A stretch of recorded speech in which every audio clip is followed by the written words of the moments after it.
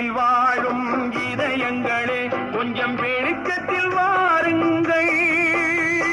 நல்லவர் உலகம் எப்படி இருக்கும் என்பதை பாருங்கள். எத்தனை காலம் மனிதன் வாழ்ந்தான் என்பது கேள்வி இல்லை. அவன் எப்படி வாழ்ந்தான் என்பதை உணர்ந்தால் வாழ்க்கையில் தோல்வி இல்லை. வாழ்க்கையில் தோல்வி இல்லை.